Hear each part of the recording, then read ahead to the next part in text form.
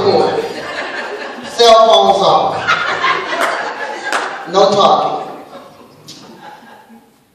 This is not Judge Judy Court, not the People's Court. This is Deborah's Court. My name is Deborah, and it means busy bee. And I could sting like a bee with my gavel. They said I'm a bad sister. I agree. I'm the only woman among 12 judges of ancient Israel. My courtroom is under the palm tree of Deborah in the hill country of Ephraim. And I'm known for settling people's disputes. Now let's get down to business. I want to tell you a little story about a particular case. Many of you may know about it. There was this king of Canaan named Jael. He came to oppress the people of Israel because they were disobeying God. Jael had the general named Sisera, and he intimidated the Hebrews with iron chariots, and it struck terror in the hearts of the foot soldiers.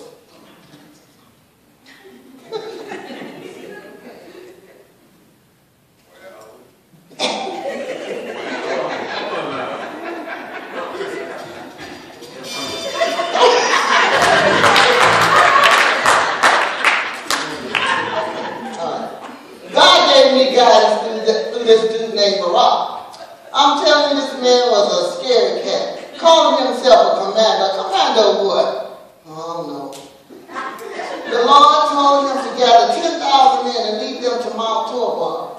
I promised him that if he lured Sisera into Kishon Valley, he would defeat him. But oh no, Mr. Scary Cat said, look, I ain't going unless you go there. I told him I had to be back in court that day. But he insisted that I go with him. So I said, okay, I will go, but I have to get the credit. And not him. He said, cool with me, I'm straight. So I went with Mr. Scary Cat. And it started to rain, and the river Kishon swept away some of General Sears' men. Their chariots got bogged down in the mud, and they couldn't go nowhere. Barak then got all sunbraided. He thought he had done something, but the rain did it for him. He chased the enemy down and they slaughtered them. But the case is not closed yet because Sisera got away. But you'll find out what happened to him in a few minutes. What can you learn from me? Be wise in the eyes of the Lord and not in your own eyes. Serve God well. He has great plans for you. In time of crisis, turn to Jehovah.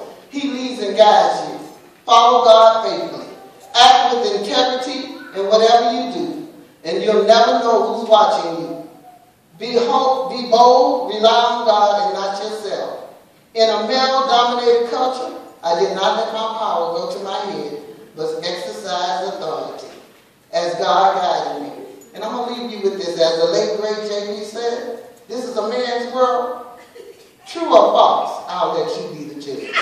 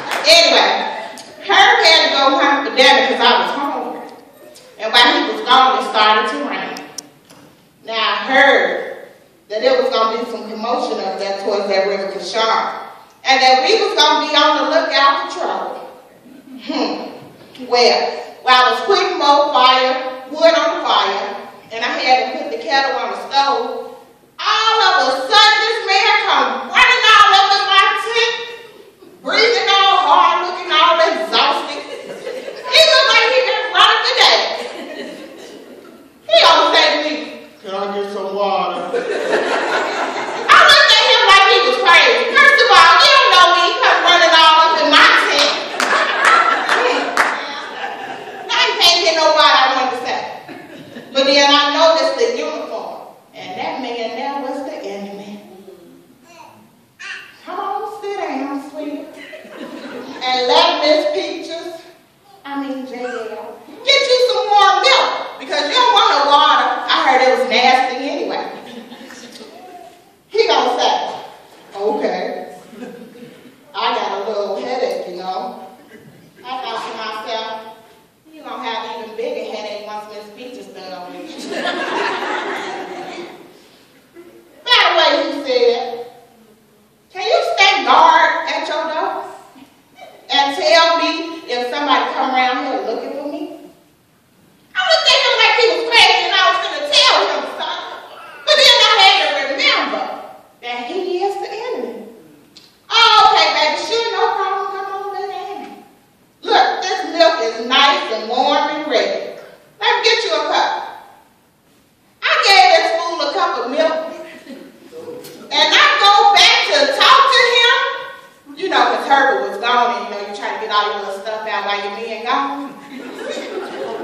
And that fool had done went to sleep. Pissed me out. How was I supposed to talk to him? So I tell you what, since that man want to make me mad, Herb just bought me some new tools because he on that shop.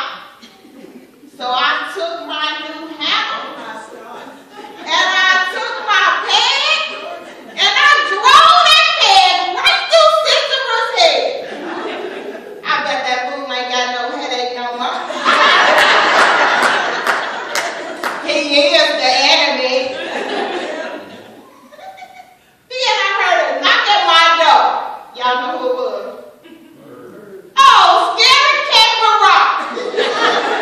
Knocking at my door. I showed him the body, and that was the end of that.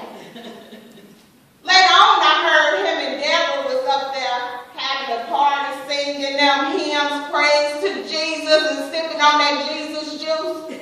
But they ain't invite me.